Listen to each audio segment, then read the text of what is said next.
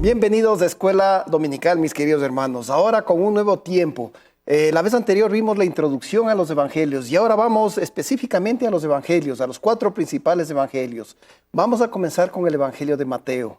Y como habíamos comentado, el evangelio de Mateo cuenta la historia de Jesús, el rey de los judíos. Pero sin embargo, en su época, muchos no lo reconocieron como tal. No era como esperaban y no era el rey que se presentó. Entonces, para desmenuzar este tema, vamos a verlo en 3 partes. El primero, que es el trasfondo de este libro de Mateo. Segundo, la estructura y contenido del evangelio de Mateo. Y el tercero, los temas principales del evangelio de Mateo. Bueno, vamos a comenzar el trasfondo revisando, pero vamos con este video que es muy interesante. Mucha gente se pregunta, ¿por qué necesito saber todo este contexto acerca de la Biblia? ¿Podría solo leer la Biblia en una buena traducción y comprender lo que significa? Me gustaría decir que un texto sin el contexto es solo un pretexto para que signifique lo que nosotros queremos. El problema es que todos los textos antiguos son dados en ciertos tipos de contexto históricos, literarios, retóricos, arqueológicos y religiosos, y esos son diferentes de los nuestros. Alguien dijo alguna vez, el pasado es como un país extranjero. Hacen las cosas de manera diferente. El pasado es muy diferente del presente y la mayor barrera que tenemos contra el anacronismo es una lectura hacia el pasado de todas nuestras suposiciones modernas, es el estudio contextual y cuidadoso de la Biblia. Es importante entender cuestiones de trasfondo como quién es el autor y cuál es el contexto histórico cuando estamos interpretando los libros de la Biblia. Precisamente porque, cuando los autores escriben libros, asumen que su audiencia está operando en una cultura común y asumen que su audiencia va a saber gran parte del amplio contexto de las declaraciones que hacen. Así que nuestro trabajo, en muchos casos, es identificar quién es el autor y cuál es su cultura, para que podamos tener más luz acerca de la cultura e historia y así llenar algunas de estas suposiciones y realidades dadas. ¡Qué bien! Miren, como hablaba el doctor, los textos antiguos están formados por un marco histórico, literario, arqueológico y religioso, que son diferentes de nuestra realidad. Por esa razón, vamos a revisar ese tema de Mateo en 3 pasos. Primero, Mateo como autor de la obra de él. Segundo, la audiencia original que tenía Mateo. Y tercero, las circunstancias en la que Mateo escribió este libro. Comencemos con el autor. Y para hablar del autor, vamos a revisar 2 temas. Primero, un punto de vista tradicional que afirma que este libro fue escrito por Mateo. Y el segundo punto, la historia personal de Mateo. Muy bien. El punto de vista tradicional se refiere a los testigos de ese entonces que dieron fe que Mateo fue el autor.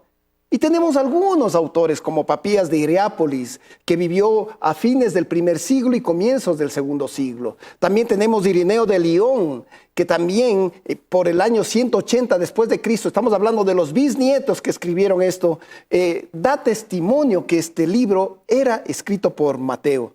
Tertuliano, también por el año 155-230, da testimonio de que Mateo fue el escritor de ese libro. Pero aparte de ellos, debemos mencionar uno de los principales puntos de vista que afirman que fue Mateo, y es la iglesia primitiva, la primera iglesia que conoció a Mateo, que conoció a los apóstoles. Esa iglesia en ningún momento, escuche bien, ellos dijeron Mateo no es el autor. Por el contrario, afirmaron e implementaron esos textos para sus enseñanzas. Estos antecedentes históricos, como los acabamos de ver, son motivos sólidos y suficientes como para poder decir, Mateo escribió este libro. Ahora, en la historia personal de Mateo hay algo interesante. Miren, las escrituras describen hechos importantes sobre la historia de Mateo. Por ejemplo, nos dicen que era judío y que era un recaudador de impuestos. Y lo de judío vamos a ver en sus nombres. Mateo sabemos que se deriva del Antiguo Testamento. Y el segundo nombre de él, que se llama Leví, que lo menciona Marcos y Lucas, es un nombre de la tribu de Israel. Esto nos indica que tenía un linaje judío. Y esto se ve reflejado en el énfasis que hace él en el Evangelio para los israelitas. Un ejemplo es Mateo 15:24. Mateo informa que Jesús hizo la siguiente afirmación: no soy enviado, sino a las ovejas perdidas de la casa de Israel.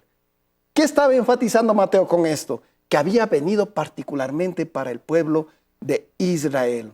Otro detalle importante es que era recaudador de impuestos. Y sabíamos, a través de la historia, sabemos que muchos de estos judíos de Palestina cobraban impuestos para el Imperio Romano.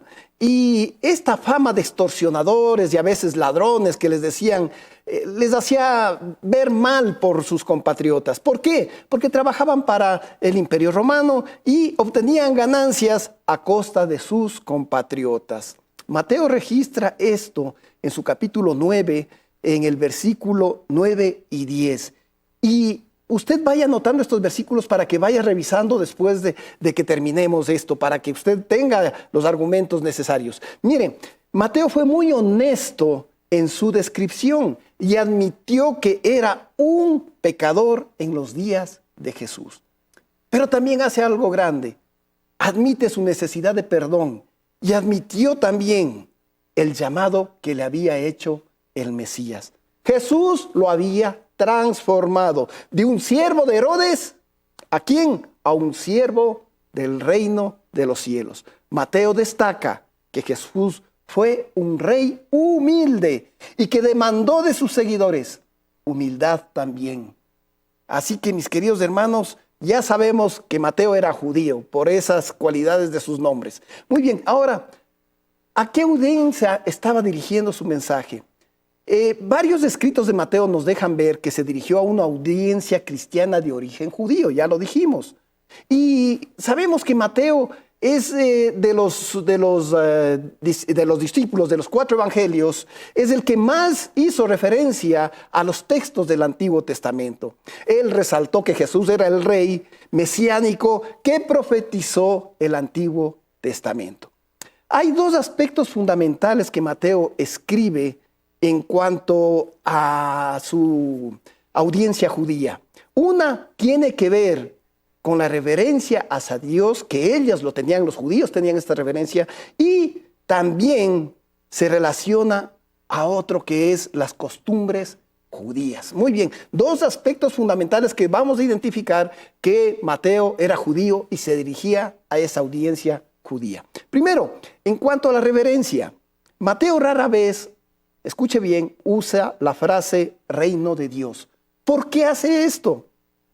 Porque la palabra Dios para los judíos era sagrada y él no quería caer en eso. Así que él, en la mayoría de su texto, usted va a ver muchas veces que él habla del reino de los cielos y pocas veces contadas el reino de Dios. ¿Esto qué nos da a decir?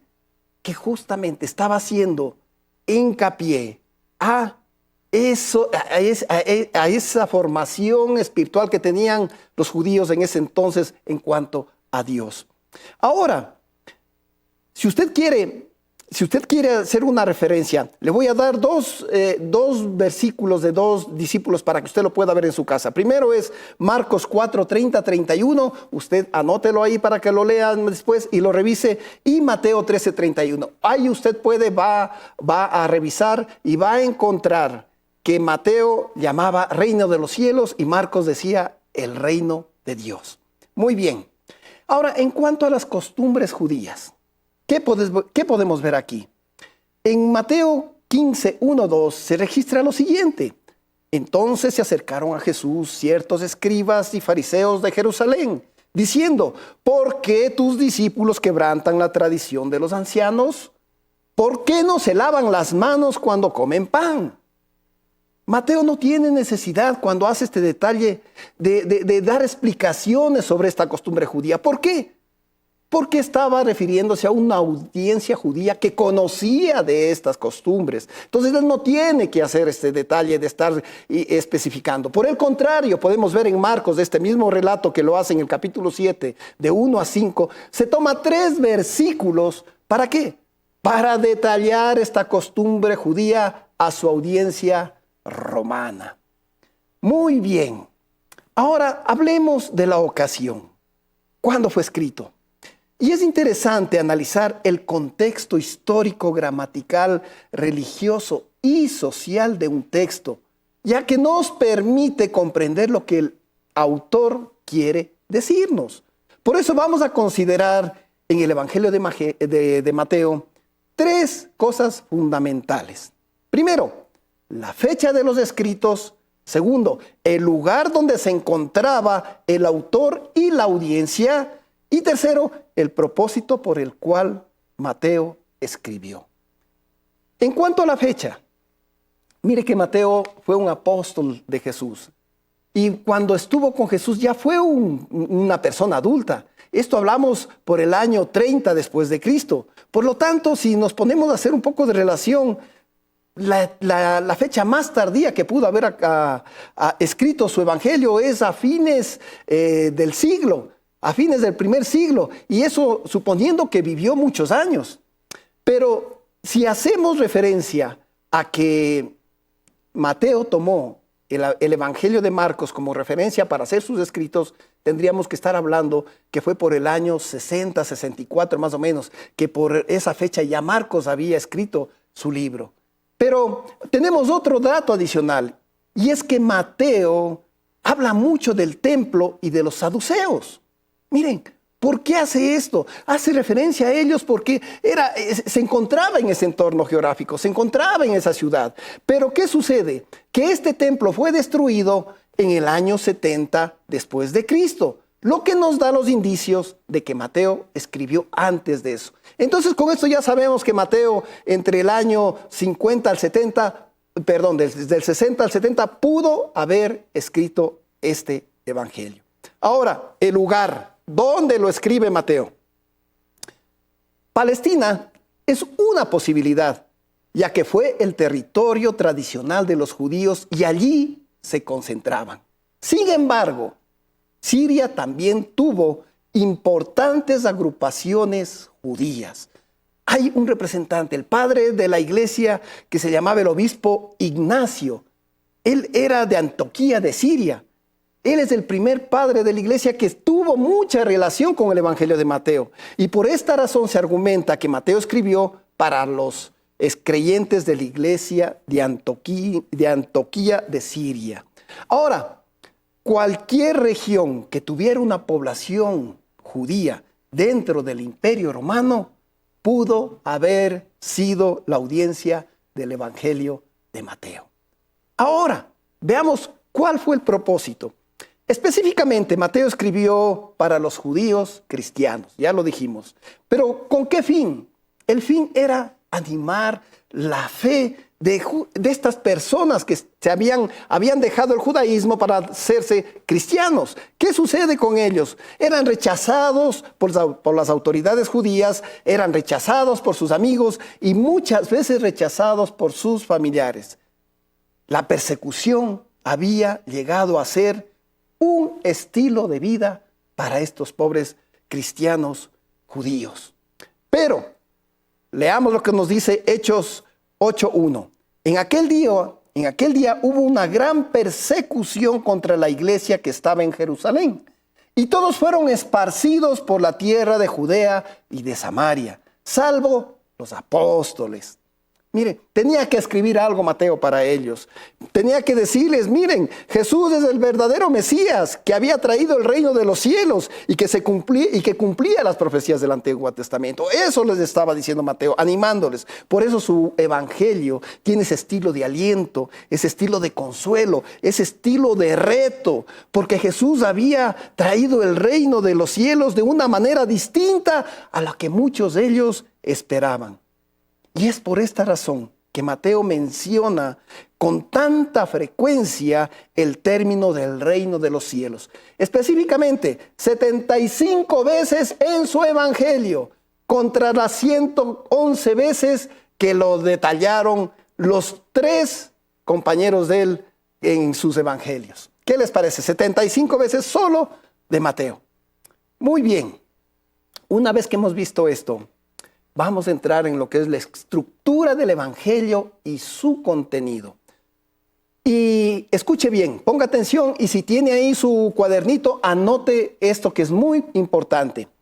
Para hablar de este tema, vamos a referirnos a una particularidad que tiene el evangelio de Mateo. En 5 pasajes diferentes, el autor usa una frase que le voy a decir en este momento. Y la frase es la siguiente. Cuando Jesús terminó de decir estas cosas, él siempre utiliza esta frase en estos 5 pasajes, pero para señalar el paso de un hecho hacia otro en el evangelio. A veces aparece como última frase en una sección y otras veces aparece como la primera fase de una nueva sección.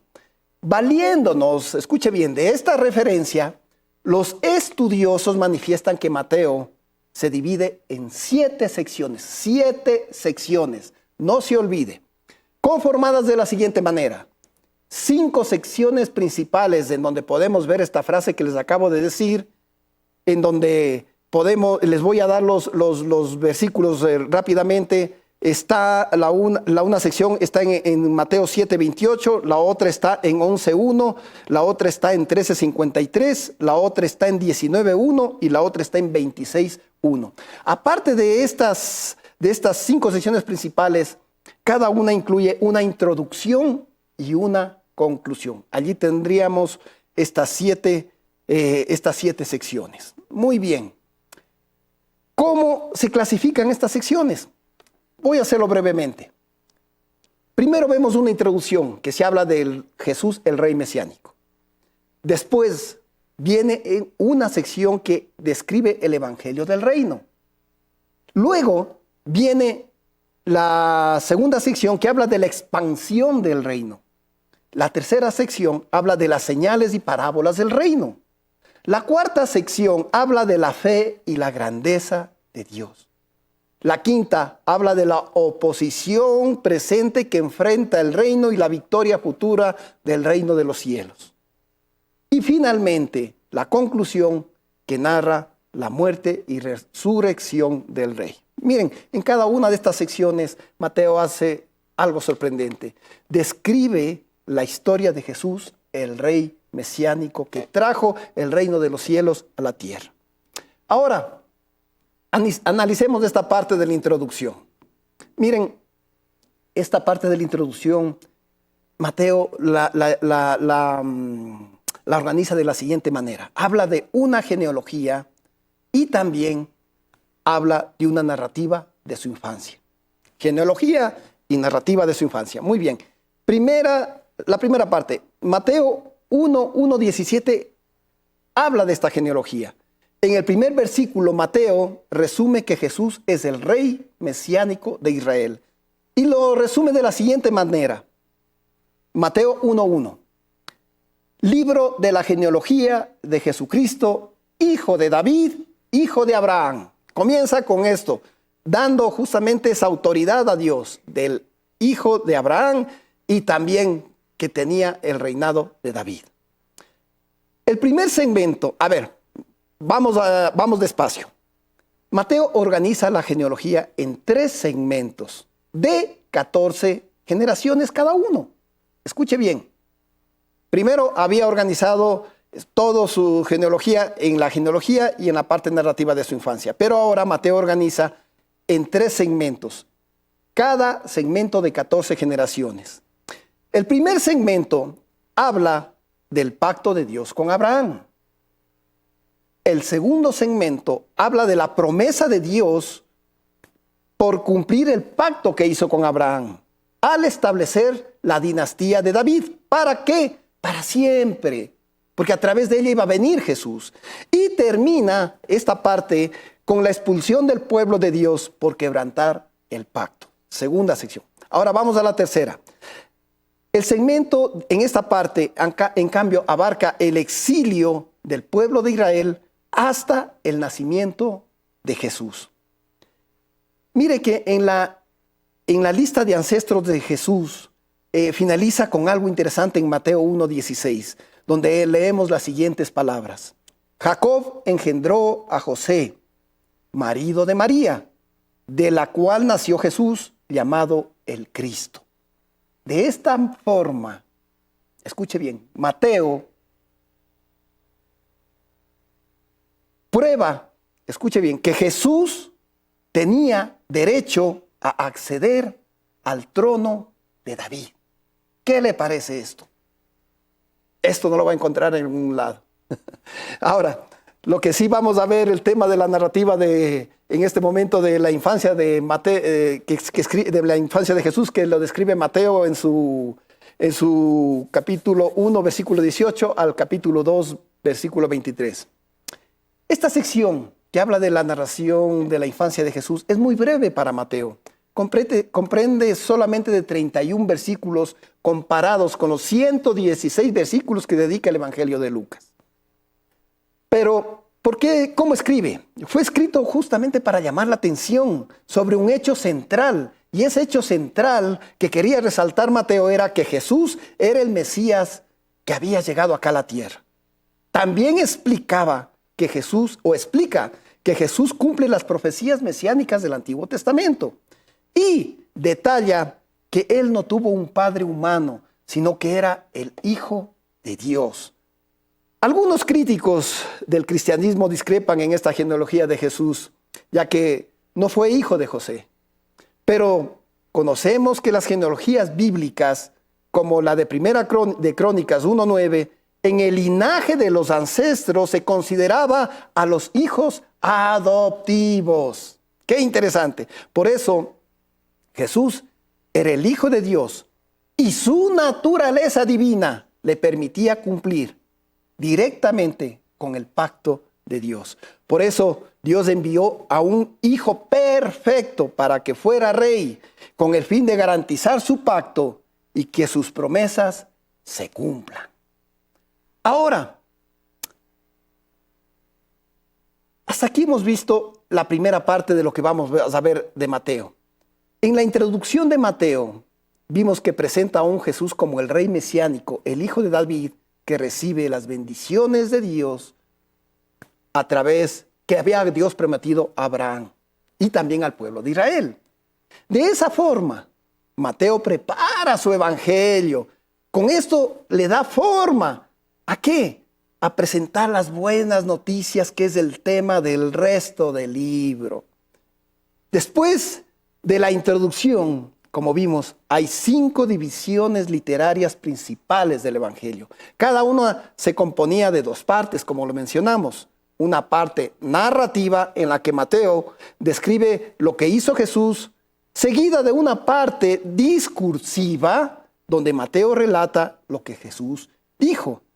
Y vimos que la primera sección del Evangelio cuenta la historia del Evangelio del reino de los cielos desde Mateo 3:1 a 7:23. Hay algo interesante en todo lo que estamos viendo de Mateo, mis queridos hermanos.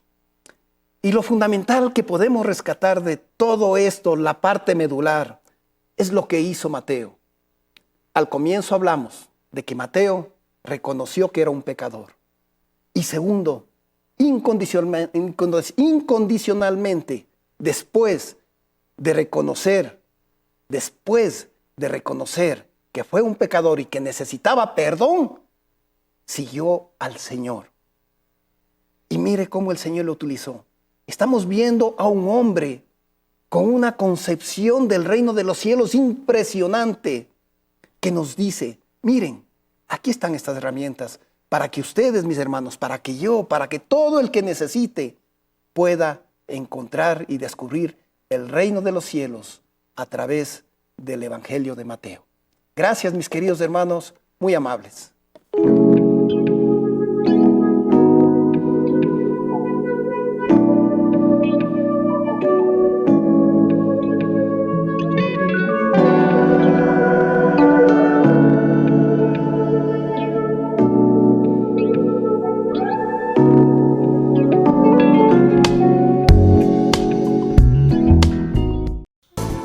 Juntos exaltemos y alabemos el nombre de Dios, proclamando que venga tu reino. En un tiempo especial de compartir el pan de vida, con gratitud y regocijo en medio de himnos y salmos, para aquellos que no pueden asistir a la iglesia, culto dominical Asoma. Somos tu pueblo, somos tu voz y tu voz. Porque Dios busca adoradores en espíritu y en verdad. Somos tu pueblo.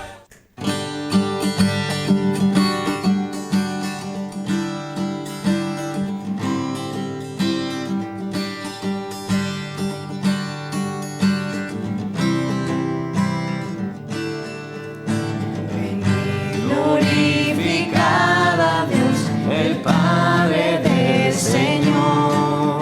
En Cristo Él nos derramó su eterna bendición. Sin manchas, puros en su luz, nos destinó a ser sus hijos adoptados por la sangre de Jesús. Te daremos la gloria por tu gracia bondad y amor. Te daremos la gloria, eres el Salvador.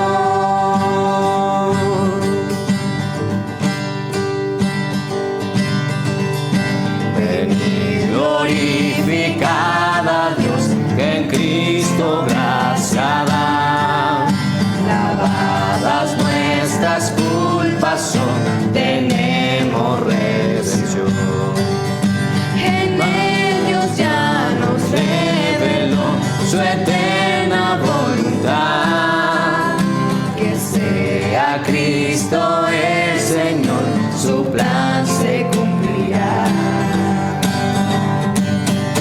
Te daremos la gloria por tu gracia, bondad y amor.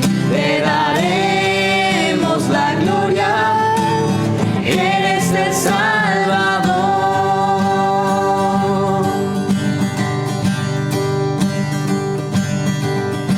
Venid, glorificad a Dios, creyentes del Señor. El sello de su Espíritu por fe tenemos hoy. Él garantiza nuestra fe hasta el día final. Nos uniremos a alabar a nuestro Dios. Te daremos la gloria. Te daremos la gloria por tu gracia, bondad y amor. Te daremos la gloria, eres el Salvador. Te daremos la gloria por tu gracia, bondad y amor. Te daremos la gloria, eres el Salvador.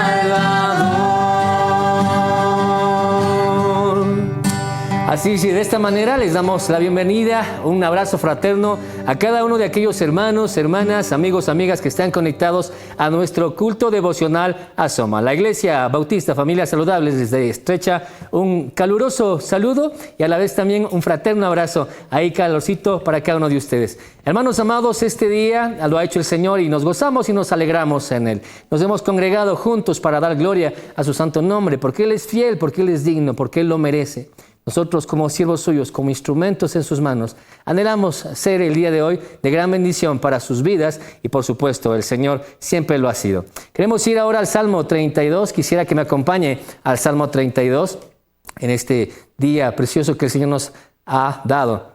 Acompáñeme por favor en la lectura del mismo. Estamos leyendo en la versión de las Américas. Cuán bienaventurado es aquel cuya transgresión es perdonada, cuyo pecado es cubierto. Cuán bienaventurado es el hombre a quien el Señor no culpa de iniquidad y en cuyo espíritu no hay engaño.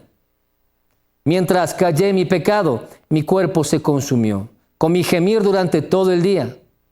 Porque día y noche tu mano pesaba sobre mí, mi vitalidad se desvanecía con el calor del verano. Te manifesté mi pecado y no encubrí mi iniquidad. Dije, confesaré mis transgresiones al Señor. Y tú perdonaste la culpa de mi pecado. Por eso, que todo santo ore a ti en el tiempo en que puedas ser hallado. Ciertamente, en la inundación de muchas aguas no llegarán estas a él. Tú eres mi escondedero, de la angustia me preservarás. Con cánticos de liberación me rodearás. Yo te haré saber y te enseñaré el camino en que debes andar. Te aconsejaré con mis ojos puestos en ti. No seas como el caballo o como el mulo, que no tienen entendimiento, cuyos arreos incluyen brida y freno para sujetarlos, porque si no, no se acercan a ti. Muchos son los dolores del impío, pero al que confía en el Señor, la misericordia lo rodeará. Alégrense en el Señor y regocíjense justos. Den voces de júbilo todos ustedes los rectos de corazón. Este tiempo es para poder alabar al Señor, darle la honra, la gloria y saber que en Él tenemos toda la seguridad. Vamos a elevar estos cánticos y vamos a disponer nuestros corazones para glorificar al Señor.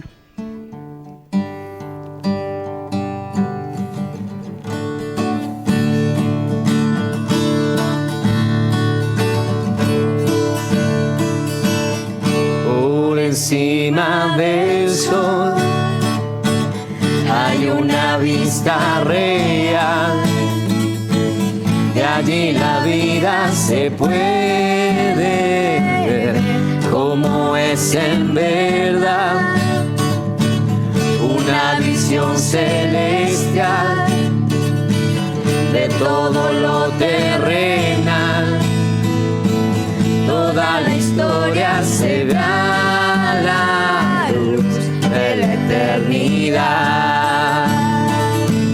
Quiero fijar mis ojos mucho más allá de lo que puedo ver.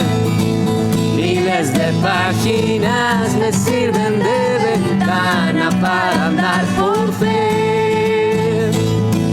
Mi Dios está en su trono y lo gobierna todo, puedo yo confiar, pues soberano es Él. Pueden subir las aguas, firme está mi alma cuando puedo ver.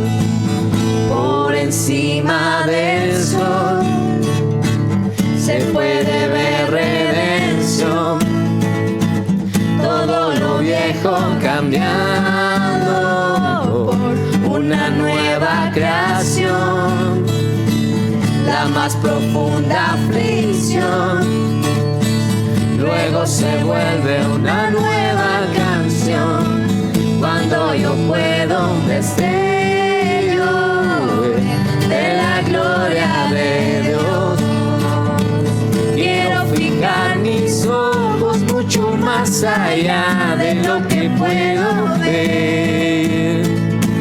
Miles de páginas me sirven de ventana para andar por fe. Mi Dios está en su trono y lo gobierna todo, puedo yo confiar, pues soberano es Él. Pueden subir las aguas, firme está mi alma cuando puedo ver. Por encima del sol,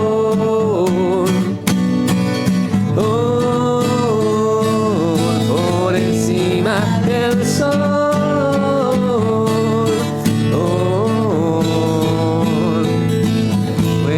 pasar por el fuego, que soplen los vientos, se agiten los mares, pues no hay sufrimiento que no dé buen fruto, de vida su tiempo, mientras yo espero.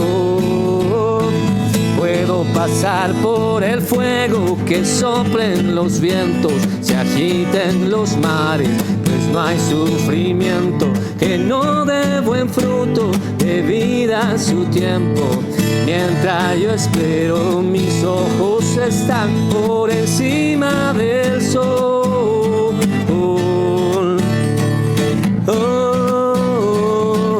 Quiero fijar mis ojos mucho más allá de lo que puedo ver. Miles de páginas me sirven de ventana para andar por fe. Mi Dios está en su trono y lo gobierna todo. Puedo yo confiar, pues soberano es Él. Puede subir las aguas, firme está mi alma cuando puedo ver por encima del sol.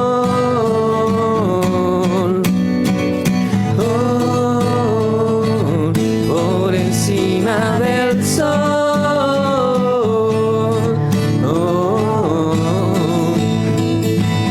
Por encima del sol.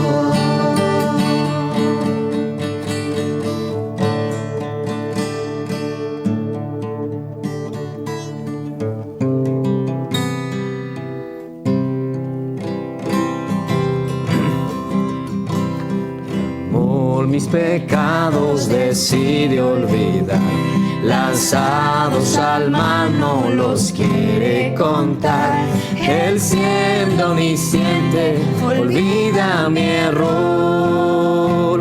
Mis faltas son muchas, su gracia es mayor. Paciente me aguarda en mi desvío, un padre que tierno me llama al hogar, recibe al débil pecador. Mis faltas son muchas, su gracia es mayor. Gloria a Dios,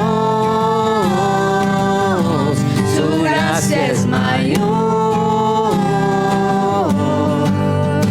Sus misericordias hoy nuevas son, mis faltas son muchas, su gracia es mayor. Qué grandes riquezas Él nos otorgó, su sangre fue el pago, su vida entregó, pagó esa deuda y la canceló. Mis faltas son muchas, su gracia es mayor. Gloria a Dios, su gracia es mayor. Sus misericordias hoy nuevas son, mis faltas son muchas, su gracia es mayor. Gloria a Dios, su gracia es mayor. Sus misericordias hoy nuevas son, mis faltas son muchas, su gracia es mayor. Gloria a Dios, su gracia es mayor.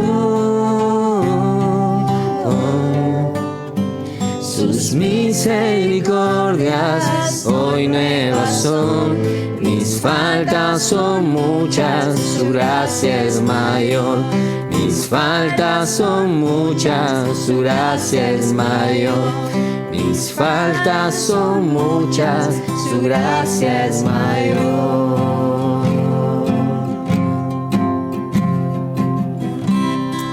Amén. Y así es como la gracia de Dios está dada para cada uno de nosotros y nuestras faltas pueden ser hoy mismo cubiertas por Él.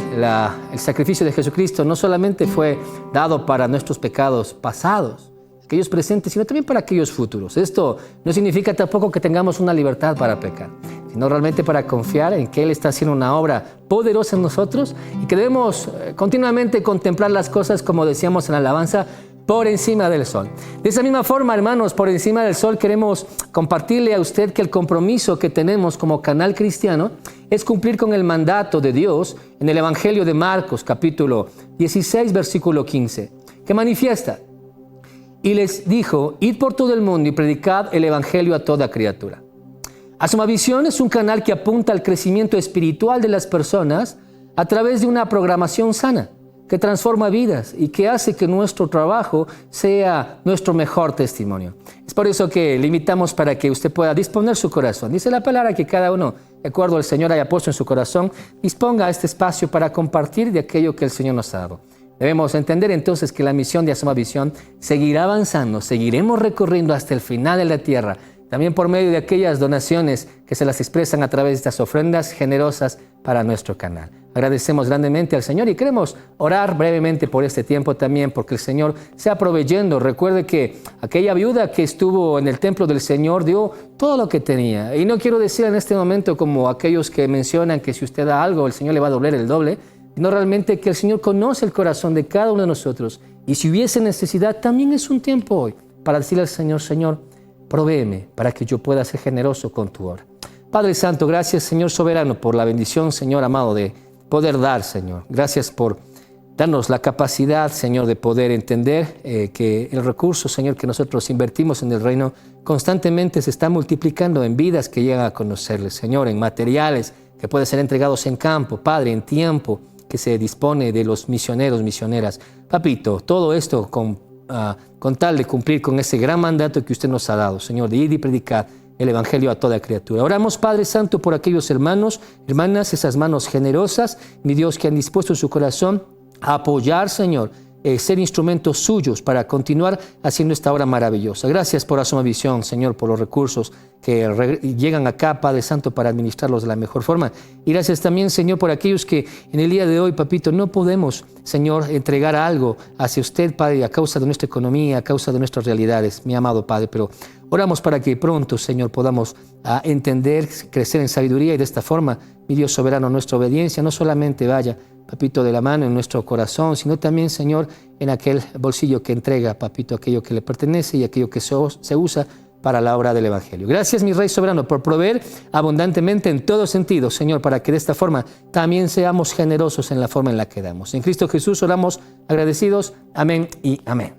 Amén. Que el Señor prospere constantemente su vida. Queridos hermanos, vamos ahora, antes de compartir esta palabra que el Señor ha traído por medio de nuestro pastor Jonathan Dobson, quien está ya preparándose, queremos ahora compartirles este evangelio que estará dispuesto para el día de hoy en el capítulo 11 del libro de Marcos, los versos del 1 al 26. Le invitamos entonces para que usted pueda junto a nosotros mirar este precioso video en el cual estará también compartido parte de lo que será la prédica para el día de hoy. Vamos entonces con el video.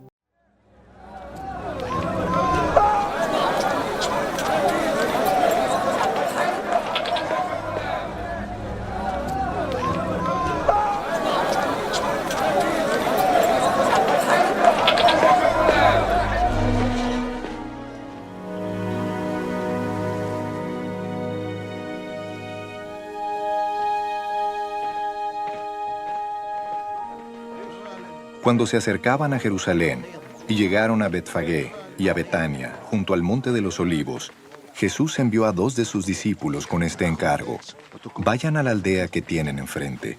Tan pronto como entren en ella, encontrarán atado un burrito, en el que nunca se ha montado nadie. Desátenlo y tráiganlo acá. Y si alguien les dice, ¿por qué hacen eso?, díganle, el Señor lo necesita y enseguida lo devolverá. Fueron, encontraron un burrito afuera en la calle, atado a un portón, y lo desataron. Entonces algunos de los que estaban allí les preguntaron, ¿qué hacen desatando el burrito? Ellos contestaron como Jesús les había dicho, y les dejaron desatarlo. Le llevaron pues el burrito a Jesús, luego pusieron encima sus mantos y él se montó. Muchos tendieron sus mantos sobre el camino, otros usaron ramas que habían cortado en los campos. Tanto los que iban delante como los que iban detrás gritaban: «Hosana, bendito el que viene en el nombre del Señor. Bendito el reino venidero de nuestro Padre David. Hosana en las alturas».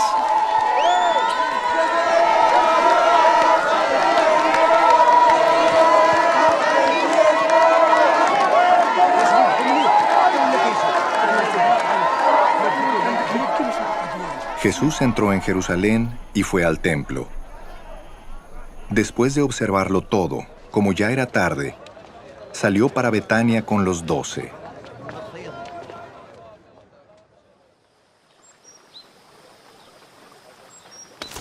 Al día siguiente, cuando salían de Betania, Jesús tuvo hambre. Viendo a lo lejos una higuera que tenía hojas, fue a ver si hallaba algún fruto. Cuando llegó a ella solo encontró hojas, porque no era tiempo de higos. «Nadie vuelva jamás a comer fruto de ti», le dijo a la higuera, y lo oyeron sus discípulos. Llegaron pues a Jerusalén. Jesús entró en el templo.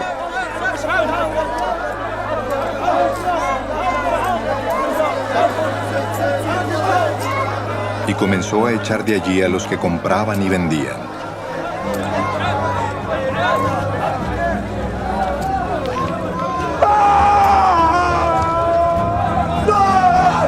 Volcó las mesas de los que cambiaban dinero y los puestos de los que vendían palomas. Y no permitía que nadie atravesara el templo llevando mercancías. También les enseñaba con estas palabras: «¿No está escrito: mi casa será llamada casa de oración para todas las naciones? Pero ustedes la han convertido en cueva de ladrones». Los jefes de los sacerdotes y los maestros de la ley lo oyeron y comenzaron a buscar la manera de matarlo, pues le temían, ya que toda la gente se maravillaba de sus enseñanzas. Cuando cayó la tarde, salieron de la ciudad. Por la mañana, al pasar junto a la higuera, vieron que se había secado de raíz. Pedro, acordándose, le dijo a Jesús: «Rabí, mira, se ha secado la higuera que maldijiste». «Tengan fe en Dios», respondió Jesús. «Les aseguro que si alguno le dice a este monte: quítate de ahí y tírate al mar, creyendo, sin abrigar la menor duda de que lo que dice sucederá, lo obtendrá. Por eso les digo, crean que ya han recibido todo lo que estén pidiendo en oración, y lo obtendrán. Y cuando estén orando, si tienen algo contra alguien, perdónenlo, para que también su Padre que está en el cielo les perdone a ustedes sus pecados».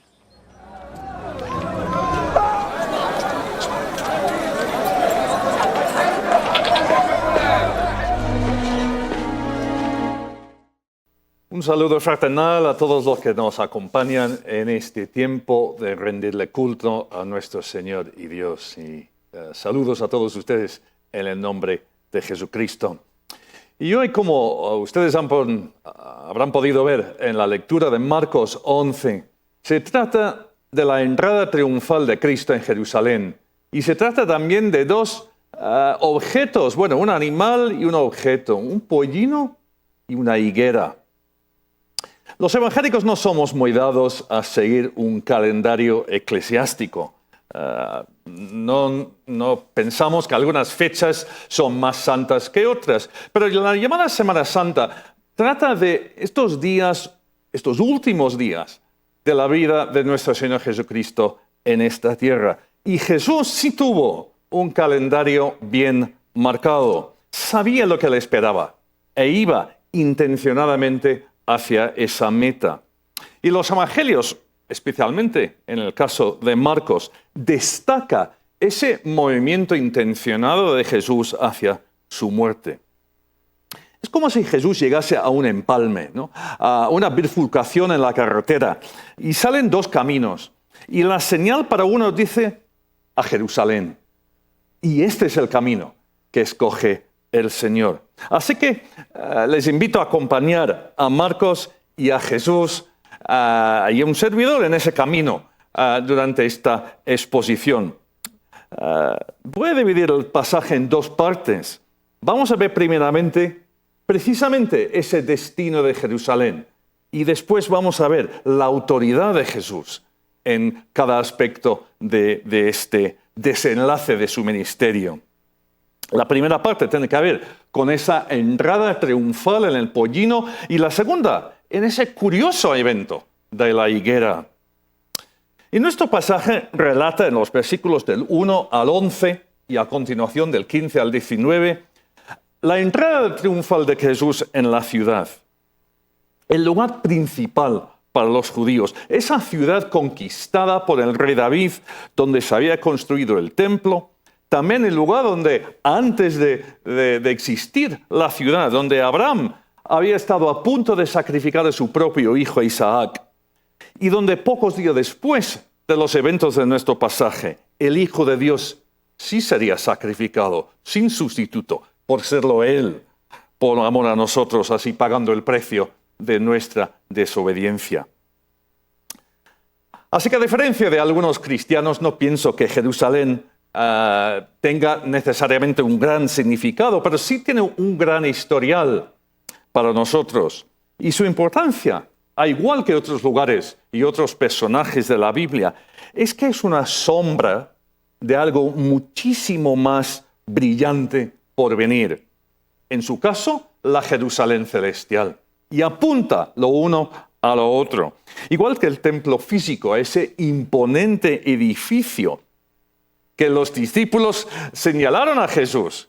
Y él tuvo que hacer en 3 días, lo derribaría, pero lo volvería a construir en su propio cuerpo. Así que ese edificio, por más imponente que fuera, solamente ilustraba algo mucho más glorioso por venir. El mismo Señor Jesús, algo que el apóstol Juan vio en su gran visión del Apocalipsis. Marcos escribió su evangelio, lo más seguro, en la ciudad de Roma, la capital del Imperio Romano, para una audiencia romana. Y esta es la única vez en su libro que Jesús llega a Jerusalén, en el evangelio de Marcos, me refiero, ¿no? De hecho, Marcos habla muy poco de la ciudad. Prepara su narrativa, en cambio, para esta confrontación final, cuando Jesús derrota todo lo que la ciudad representa en ese momento. Pero todo comienza con una instrucción de Jesús a 2 de sus discípulos de ir a una aldea cercana, se supone que Betfagé o Betania, a recoger a un pollino. No les manda ni una casa a preguntar, simplemente que vayan, que lo desaten y que lo traigan. Y si alguien, el dueño sobre todo, me imagino, les ve y les pregunta, oiga, ¿qué están haciendo? Su respuesta había de ser que el Señor lo necesita y que luego lo devolverían. Y así fue, exactamente como Jesús les había dicho. Esta última semana de la vida de Jesús en la tierra antes de su muerte, hay varios incidentes así.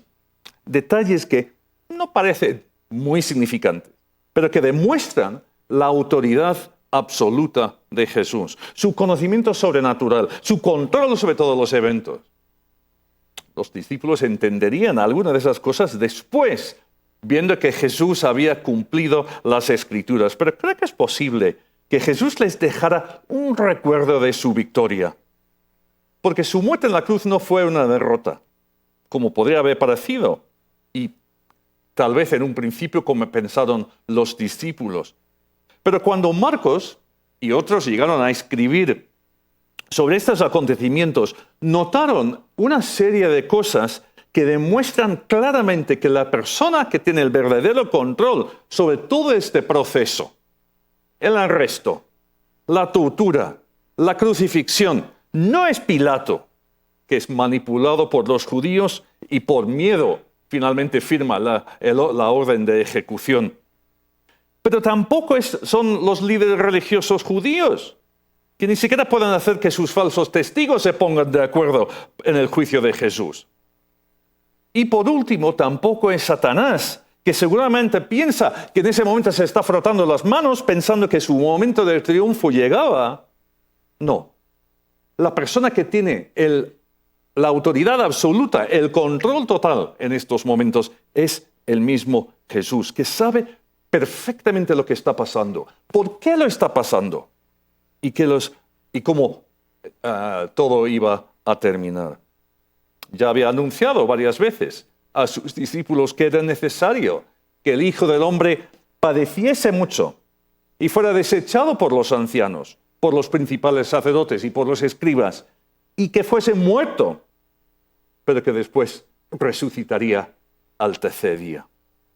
El apóstol Juan, en su relato sobre este mismo evento de la entrada triunfal, dice: estas cosas no las entendieron los discípulos al principio, pero cuando Jesús fue glorificado, entonces se acordaron de que todas estas cosas estaban escritas acerca de él y de que se las habían hecho. ¿Pero qué pinta el pollino? El episodio se encuentra en los 4 evangelios y Mateo lo explica de esa manera.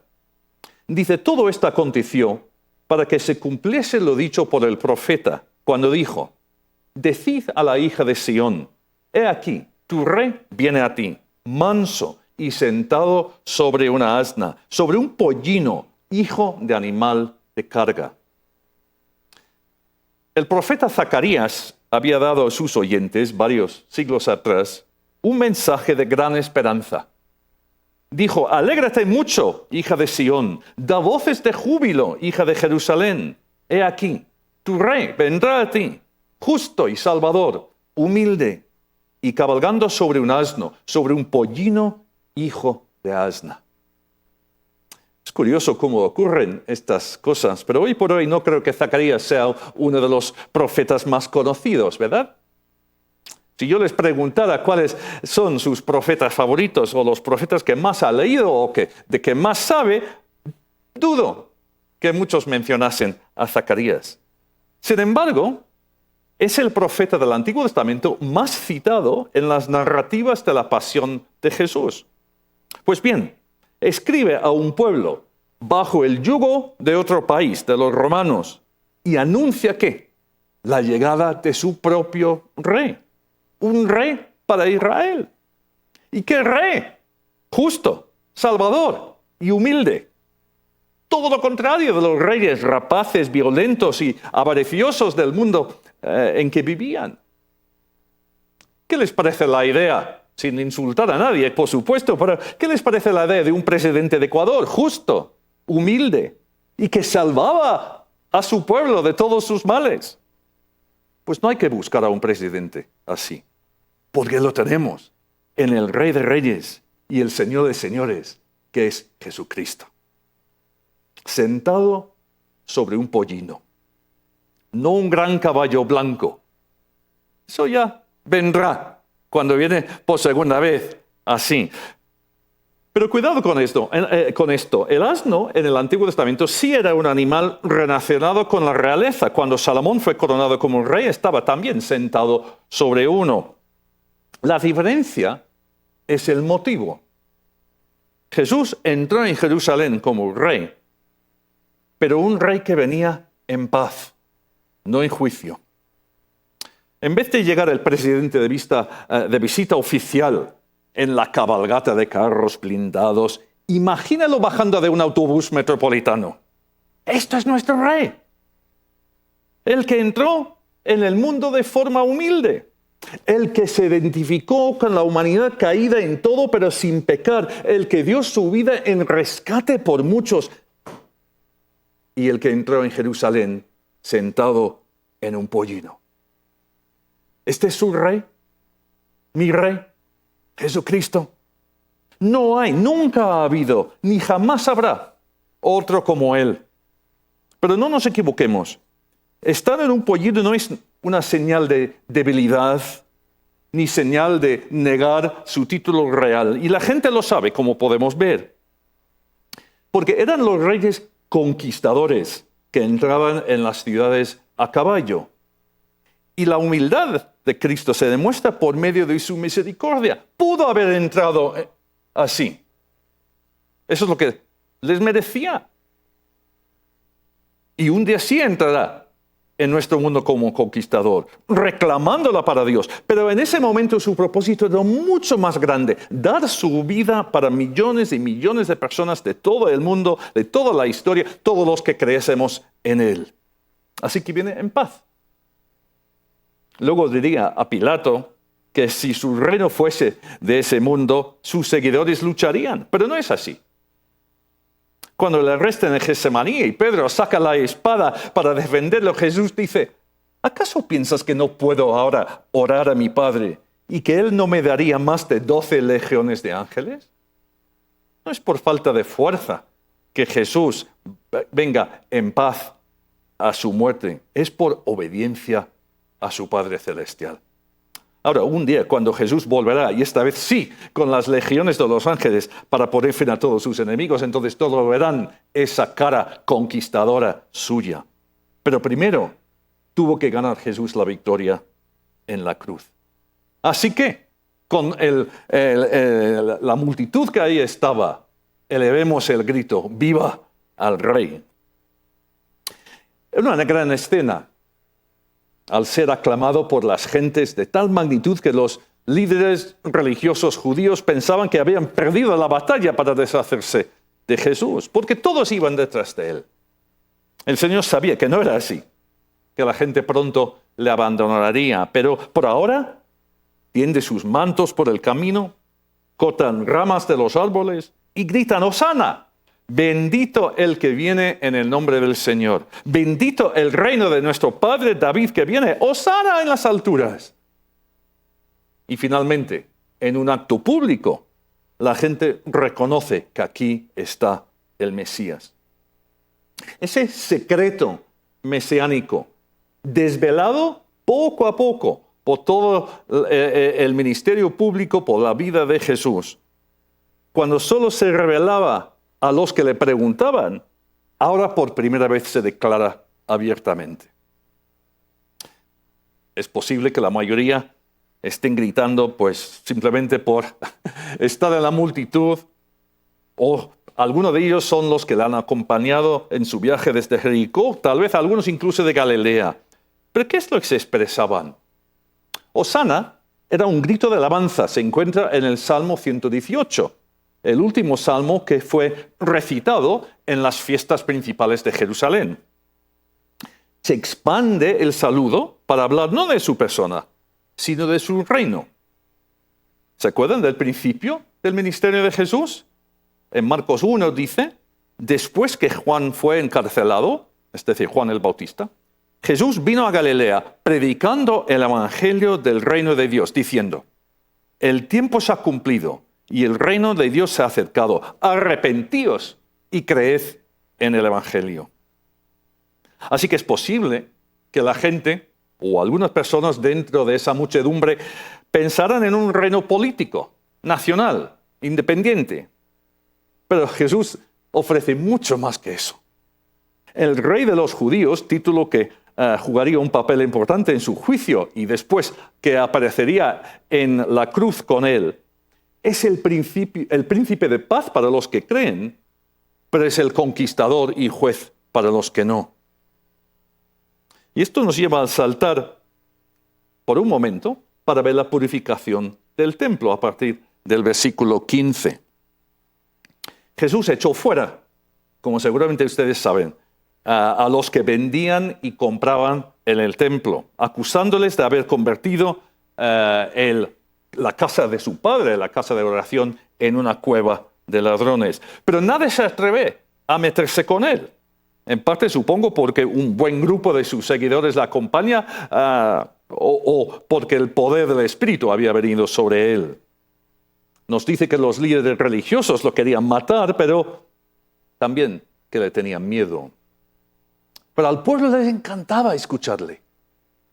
Ahora, cuando Jesús entra en el templo y vuelca las mesas de los cambistas, es como si hubiera cambiado su pollino por ese gran caballo blanco. Aquí el Señor dice del templo, mi casa. Notemos que volvió al día siguiente, ya había visto al día anterior lo que pasaba. O sea que es una decisión meditada, no es una acción de ira espontánea del momento. Pero la escena es impresionante. No perdamos de vista estos detalles. Juan nos dice que hizo un azote de cuerdas y echó fuera a vendedores, cambistas y animales, volcó las mesas y sillas y prohibió que nadie llevara utensilio alguno. Es un hombre con plena autoridad en medio del caos.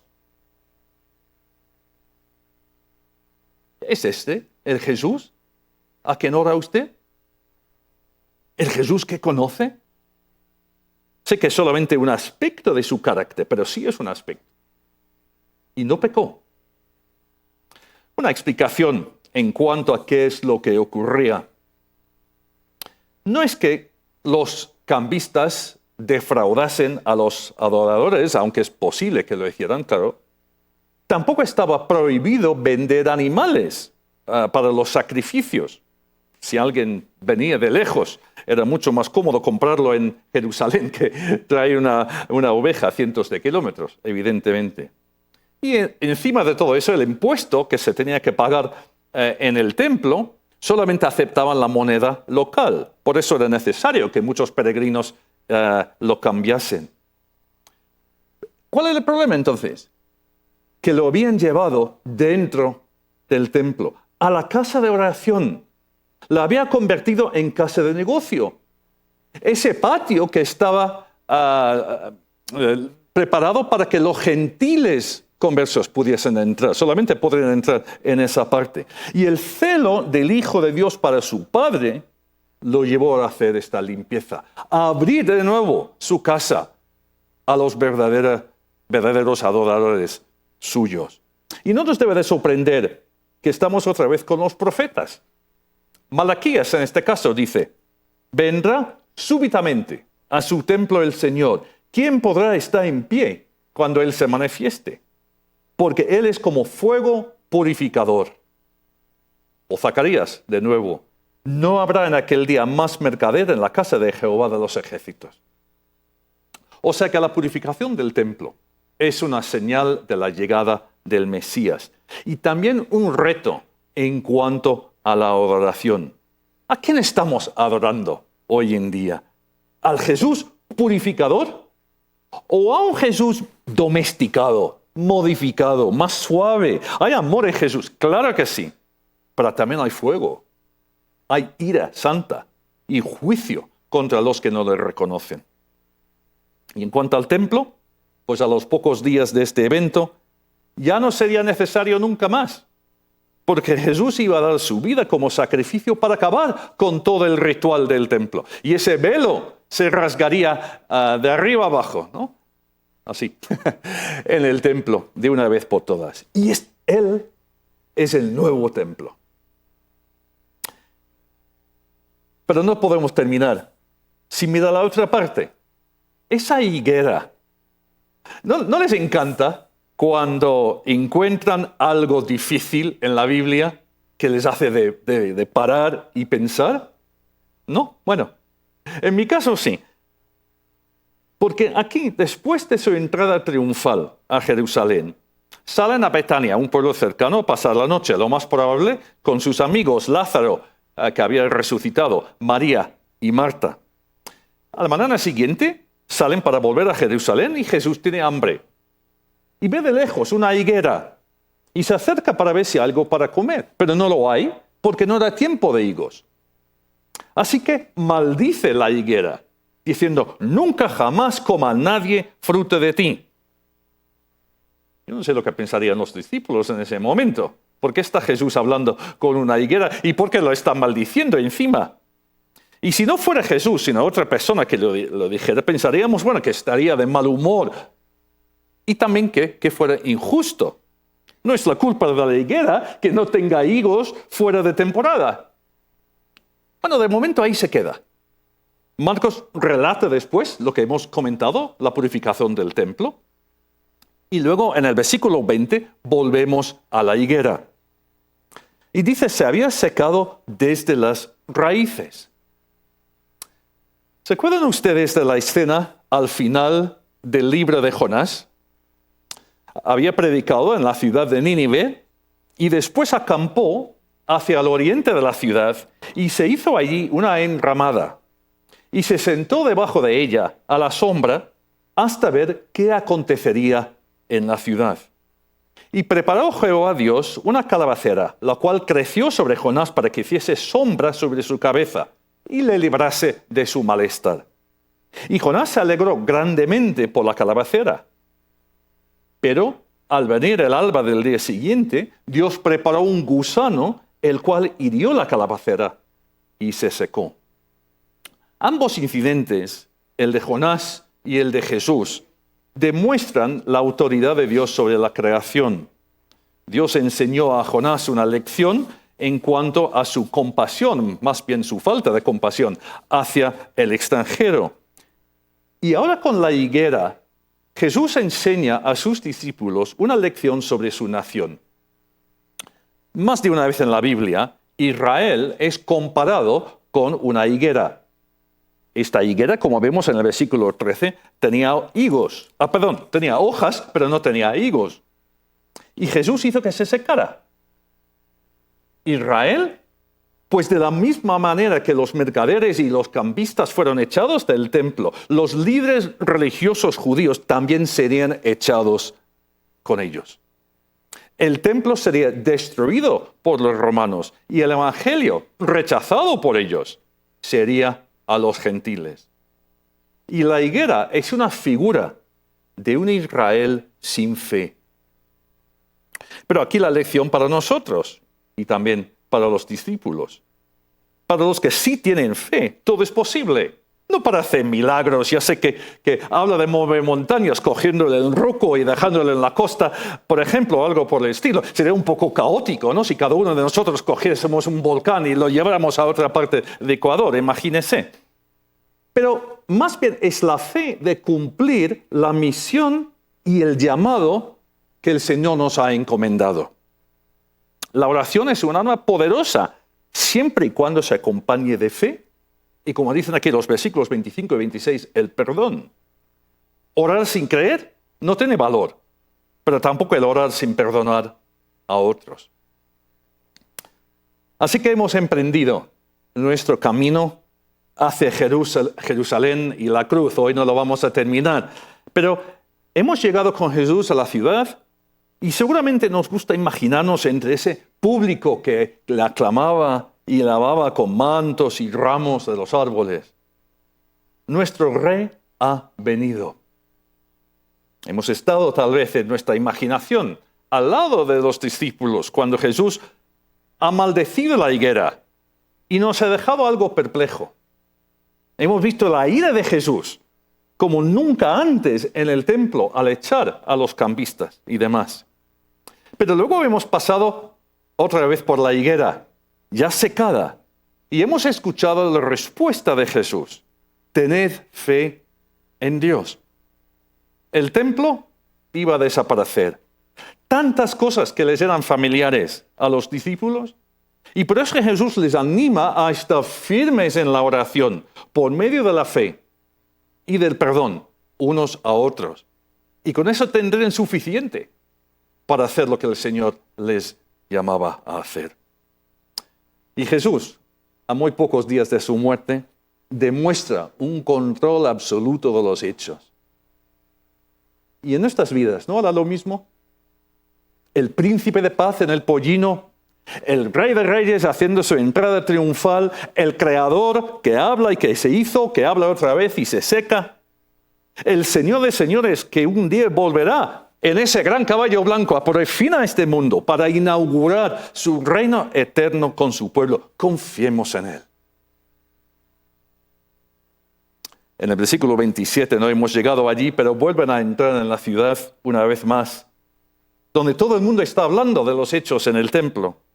Y los principales sacerdotes, los escribas y los ancianos, la flor y nata de la sociedad judía, que sienten de igual manera odio y miedo en cuanto a Jesús. Así que le preguntan, ¿con qué autoridad hace usted estas cosas? ¿Quién le dio autoridad para hacerlas? ¿Acaso no habían visto bastante? Y Jesús responde con un dilema para ellos.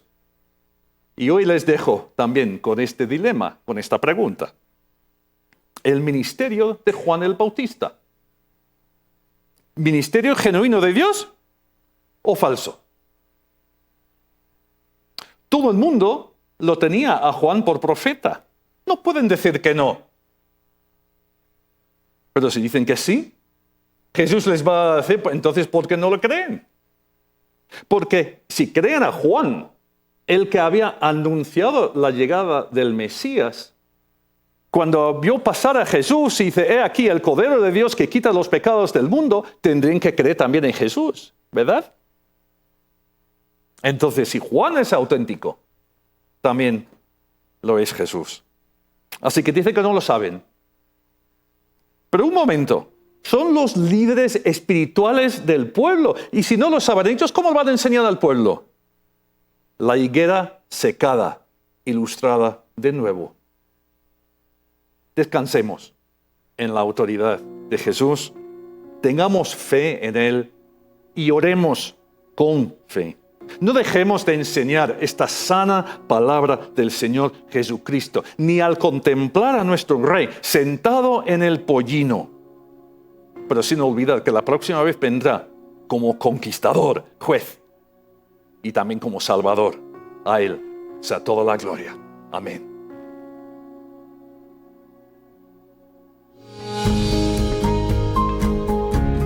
Edificando familias saludables con el poder de la palabra de Dios para alcanzar a la comunidad.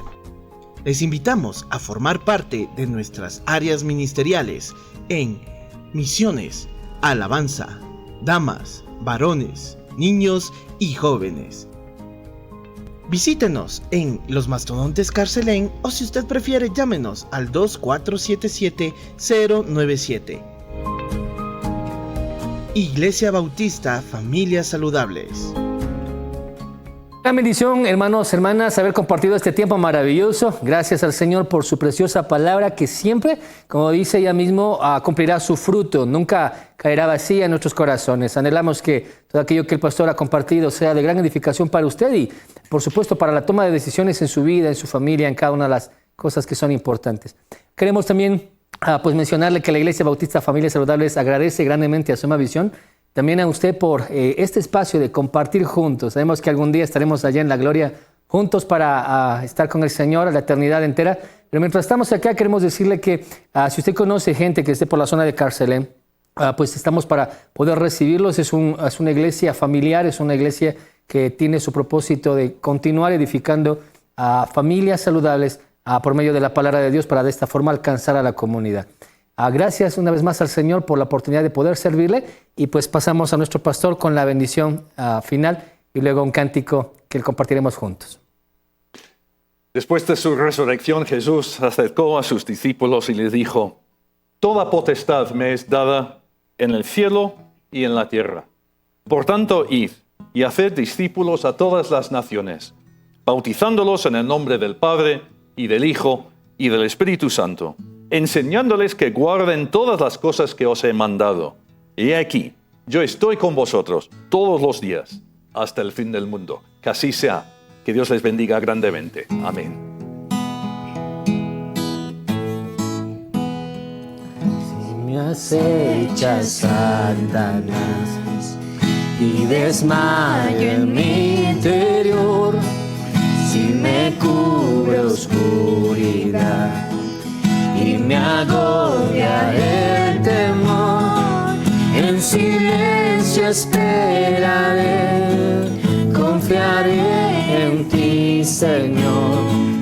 Tu palabra es mi sostén, tú mi salvación, mi fortaleza, esperanza fiel, mi roca eterna, mi alma, oh Dios, esperará por ti.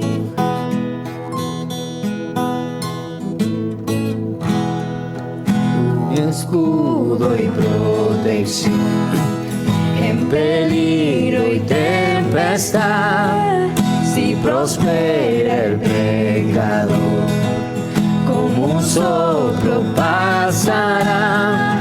Dios sé bien que triunfarás, Satanás vencido está.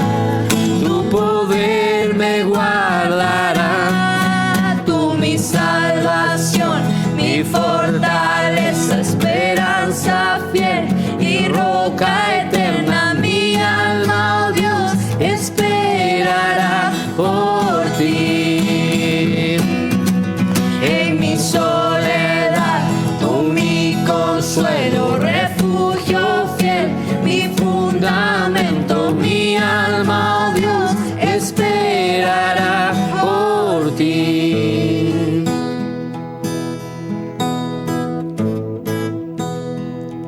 Cuán inexplicable amor, no merezco tu bondad, por tu obra de expiación encontré en ti la paz. La batalla terminó, no hay vergüenza ni temor, ya la muerte derrotó.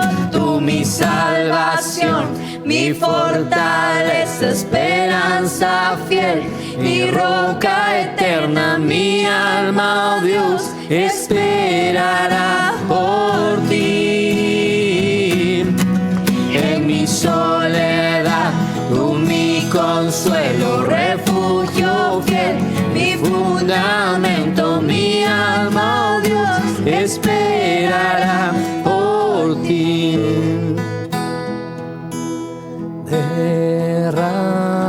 Derramamos nuestras almas ante ti, Señor.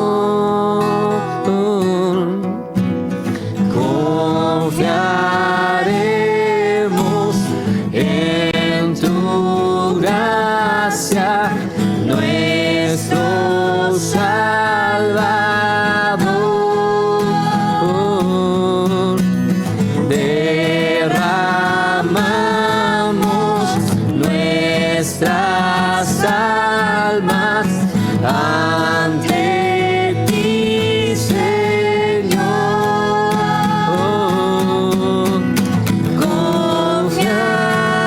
Confiaremos en tu gracia, nuestro Salvador. Tú mi salvación, mi fortaleza, esperanza fiel y roca eterna. Mi alma, oh Dios, esperará por ti. En mi soledad, tú mi consuelo, refugio fiel, mi fundamento. Mi alma, oh Dios, esperará por ti.